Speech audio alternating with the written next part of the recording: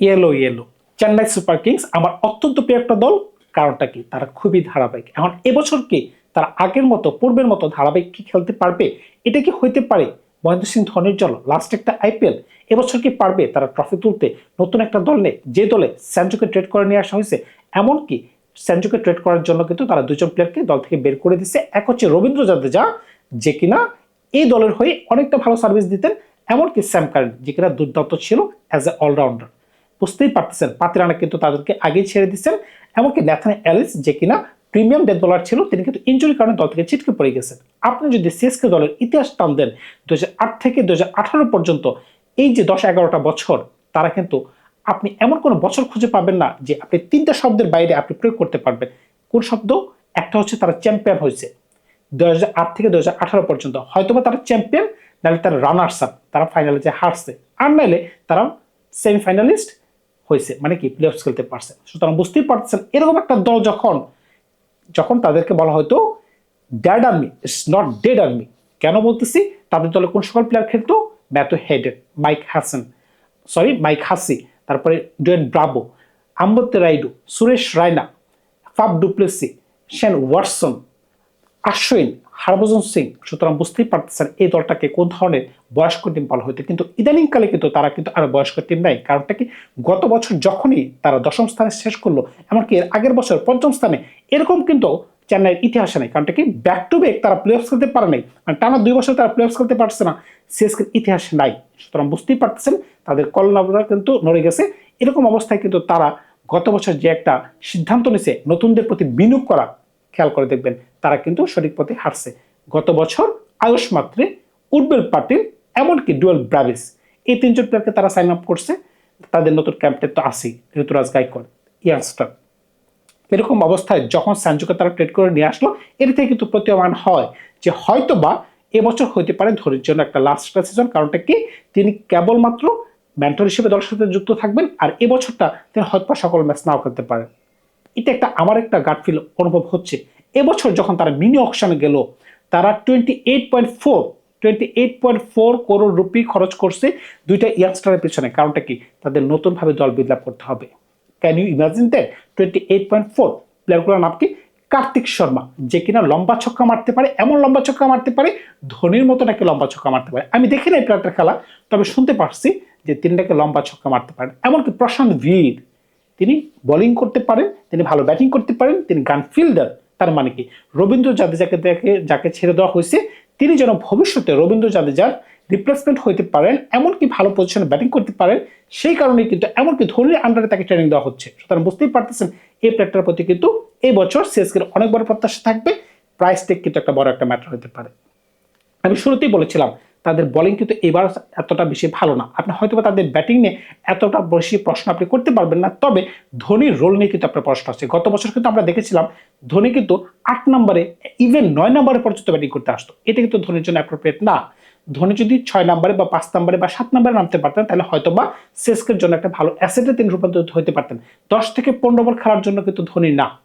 সুতরাং এবছর যদি আপনি একটু টিমটাকে বিল্ড আপ করতে চান, তাহলে আপনি বুঝতে পারবেন যে দলটা কিরকম হয়। প্রথমে কিন্তু নিঃসন্দেহে স্যান্ডো স্যামসন, এবছর টি-20 বিশ্বকাপে তিনি যে ধরনের ব্যাটিং করছেন, ফায়ার ফায়ার ফায়ার, আর কোনো কথাই নেই ভাই। 97, 89, 89 এর করার পর যখনই তিনি এই দলে আসবেন, তিনি কিন্তু একদম বুস্ট আপ হয়ে থাকবেন। তিনি কিন্তু একদম ফায়ার ছিলেন।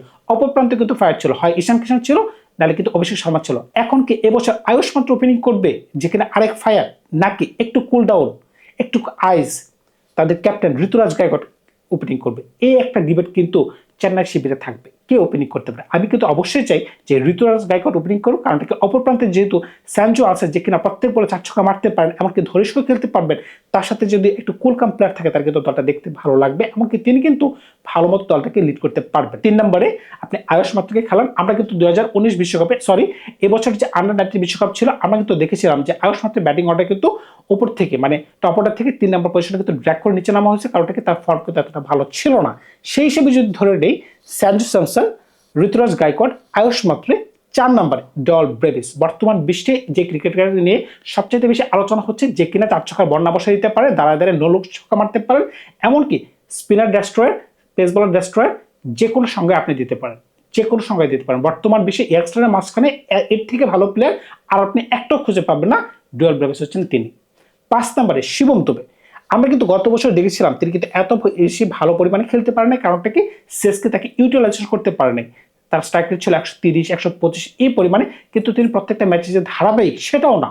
কিন্তু এবছর টি-20 বিশ্বকাপে বা এর আগের বছর এই দলটা কিন্তু তাকে ভালো মতো প্রয়োগ করতে পারছে, এমনকি তার পটেনশিয়ালিটি কাজে লাগাতে পারছে। তো আমি আশাবাদী এবছর সিএসকে ভালো মতো তাকে কাজে লাগাবে, এমনকি তার ব্যাটিং অর্ডার যেহেতু 7 থেকে 5-এ চলে আসছে, তার মাঝখানে দায়িত্ববোধ বেড়ে যাবে, এমনকি তিনি বেশি বল খেলতে পারবেন। তবে আমি আশাবাদী তিনি কিন্তু ভালো খেলতে পারবেন। 5 নম্বর পর্যন্ত হয়ে যাওয়ার পরে কিন্তু আবার কিন্তু চিন্তা চলে আসলো সিএসকে ক্যাম্পে যে এবছর 6 নম্বর পজিশনে কে ব্যাটিং করবে। অবশ্যই ধোনি কিন্তু 6 নম্বর পজিশনে ব্যাটিং করবে না। যদি করতো তিনি গত বছরই একটা অ্যাপ্রোচ দেখাইতেন। তিনি যেহেতু দেখাচ্ছেন না, তাইলে নতুন যে দুইটা প্লেয়ার কেনা হয়েছে অস্বাভাবিক দামে 14.2 14.2 কার্তিক শর্মা, প্রশান্ত বীর, আপনি চোখ বন্ধ করে লিখে রাখতে পারেন এই দুজন থেকে একজন খেলতে পারে। যদি কার্তিক শর্মাকে না হয় তিনি শুধুমাত্র ব্যাটিং করবেন, আর যদি প্রশান্ত বীরকে না হয়, যেটা আমার কাছে মনে হচ্ছে যে প্রশান্ত বীরের দিকে এবার সিএসকে ঢুকতে পারে, কারণটা কি প্রশান্ত বীর কিন্তু বোলিং করতে পারে। এবার কিন্তু সিএসকে এর জন্য বোলিং অপশনটাও কিন্তু বেশ গুরুত্বপূর্ণ, কারণ নিচের দিকে ন্যাথান এলেস কিন্তু ছিটকে পড়ে গেছে। এটি কিন্তু একটা ভাইটাল একটা রোল, যেখানে আমরা দেখতে পেতাম পাতিরানা বিগত 4-5 বছর ধরে সিএসকে কে সার্ভিস দিয়ে আসছিল, হঠাৎ করে তাকে ছেড়ে দিচ্ছে। তারা মনে করেছিল তারা অকশন পোল থেকে তাকে কিনে নেবে, কিন্তু অস্বাভাবিক দাম হওয়ার কারণে কিন্তু তারা কিনতে পারে নাই। যাই হোক, তাদের কাছে ন্যাথান এলিস ছিল, হয়তো বা ন্যাথান এলিস অস্ট্রেলিয়ার জন্য এত বেশি ভালো বোলিং করতে পারে না, কারণটা কি যেখানে Mitchell Starc, Pat Cummins, Josh Hazlewood রয়েছে, এই কারণে তিনি ওই ধরনের সুযোগ পান না। তবে তিনি নিঃসন্দেহে ভালো বলার ছিলেন, কিন্তু হঠাৎ করে তিনি ছিটকে পড়ে গেলেন, এটা কিন্তু সিএসকের জন্য একটা বাড়তি লোড হতে পারে। যদি 6 নম্বরে প্রশান্ত বীর হয়, 7 নম্বরে আমাদের অটো চয়েস, আমাদের সবার প্রিয় থালা হয়, মানে মহেন্দ্র সিং ধোনি হয়, তাহলে কিন্তু দলটা দেখতে ভালো লাগতেছে। তাহলে 8 9 10 11 চারজন, দুজন স্পিনার, দুজন প্রিমিয়াম পেস বলার। যেহেতু দুজন স্পিনারের কথা আপনি বলতেছেন, তাহলে আকিল হোসেন যেহেতু তিনি এই দলে আছেন, যে কিনা নিচের দিকে 8 নম্বর পজিশনে আপনাকে একটু ব্যাটিং এর সুযোগ এনে দিবে, এমনকি পাওয়ার প্লেতে 2 থেকে 3টা ওভার আপনাকে করে দিতে পারবে, এমনকি মিডল ফিল্ডও তিনি ভালো বোলিং করতে পারেন। নিঃসন্দেহে এটা একটা ভালো চয়েস হতে পারে। 8 নম্বরে আকিল হোসেন, 9 নম্বরে আরেকজন স্পিন বলারের কথাই বলে ফেলি, নূর আহমেদ। বর্তমান যুগে তার থেকে ভালো স্পিনার এখন বর্তমান বিশ্বে নাই। আপনি ইন্ডিয়ান স্পিনার যদি বাদ দেন, বরুণ চক্রবর্তী আর কুলদীপ যাদবকে যদি আপনি বাদ দেন, তাহলে আমি নিঃসন্দেহে বলতে পারি তিনি বিশ্বের অন্যতম সেরা বলার। রশিদ খানের থেকেও তিনি সেরা বলার, কারণটা কি রশিদ খানের ফর্ম বিগত 2 থেকে 3 বছর ধরে ওই মানে নাই। তিনি কিন্তু এখন ব্যাটসম্যানের দ্বারা মানে 4 ছক্কার তিনি খাচ্ছেন। একটা সময় কিন্তু রশিদ খানের বল খেলা যেত না, কিন্তু এখন কিন্তু নূর আহমেদ ওই পর্যায়ে আছেন যে তার বলগুলো কিন্তু এত সহজে পিক করা যাচ্ছে না।